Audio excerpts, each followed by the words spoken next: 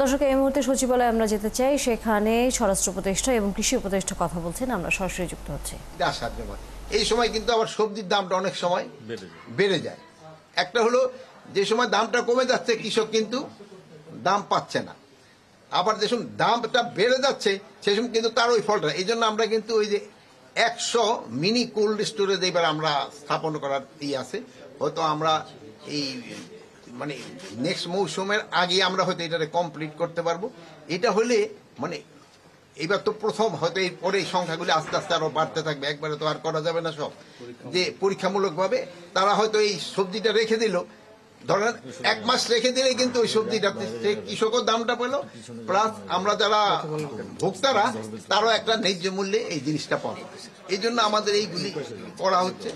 Plus আপনারা জানেন ওই আগের সময় মানে আমাদের যে মেশিন টেশিন কেনার ব্যাপারে অনেক বড় ধরনের একটা দুর্নীতি ছিল, বাট এই দুর্নীতিটা যেন করার জন্য আমরা এটা কাগজপত্র হিসেবে পাঠাই দিছি দুর্নীতি দমন কমিশনে, যেহেতু এটার ইনভেস্টিগেশন আমাদের পক্ষে সবকিছু করা সম্ভব নয়।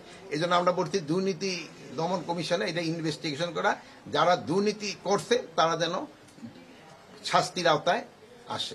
তারপর আরেকটা জিনিস ভালো কথা, সারের ক্ষেত্রে আমাদের দেশে ধরেন যে ডিএপি যে সারটা আছে আর যে যে ইউরিয়া, যেমন ইউরিয়া সারটা 20%, ওই যে ডিএপি সারের ভিতর কিন্তু ইউরিয়া 20% থাকে।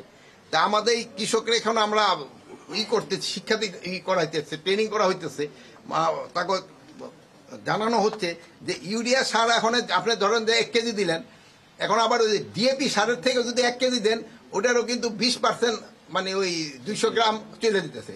তো যেখানে ধরেন আপনার 100 গ্রাম লাগে ওখানে 120 গ্রাম পড়ে দিতেছে ইউরিয়া। এই জন্য ইউরিয়া সারে আবার কিন্তু আমার ওই জমির যে টপ সয়েল কিন্তু নষ্ট করে দেয়। এই জন্য এই সার ইউরিয়াটার ব্যবহারটা একটু কমানোর জন্য চেষ্টা, প্লাস ওভারঅলও সারের ব্যবহার কমানোর জন্য আমরা চেষ্টা করতেছি। প্লাস এখন আমার একটা নতুন একটা অ্যাপও করা হয়েছে, যেখানে খামারি অ্যাপ, ওখানে আপনি ওই জায়গায় দাঁড়ায় ওইটা ধরলে এই জমিতে কি পরিমাণ কোন ধরনের সার লাগবে ওইটাও তারা বলে দিতে পারতেছে, এবং ওই এলাকায় কি পরিমাণ কোন ফসলটা ভালো হবে ওইটাও বলতে পারতেছে। বাট এটা যেন আরো ইমপ্রুভ করা যায়, এখন এটা চলতেছে, বাট এটা আরো যেন ইমপ্রুভ করা যায়, এই জন্য আমাদের কিন্তু কাজ চলছে। সারের যাদের ক্ষেত্রে সারের লাইসেন্সের ঝামেলা করছে যারা, তাদের আমরা বাদ দিয়ে আমরা নতুন হিসেবে দিতে। আপনারও যদি আপনার যদি কোনো ভালো লোক থাকে আপনারা নাম দিতে পারেন, আমরা আমরা জানি যে বিগত সরকার আমাদের যে সকল সারের লাইসেন্স দেওয়া হচ্ছে প্রত্যেকটি রাজনৈতিক বিবেচনা দেওয়া হয়েছে সবাইকে, সব প্রত্যেকটা জেলাতে উপজেলাতে। এই বিষয়টা আপনারা কিভাবে কি করবেন? আরেকটা হচ্ছে আমাদের এখানে একটা সুবিধা, আমাদের তো কোনো রাজনীতি বিবেচনা নেই, এই জন্য আমরা যারা ভালো লোক তারাই দেওয়ার চেষ্টা করবো। একটা নীতিমালাও আছে, এই ক্ষেত্রে যদি আপনাদের কাছেও কোনো ভালো লোক থাকে আপনারা তার নামও দিতে পারেন।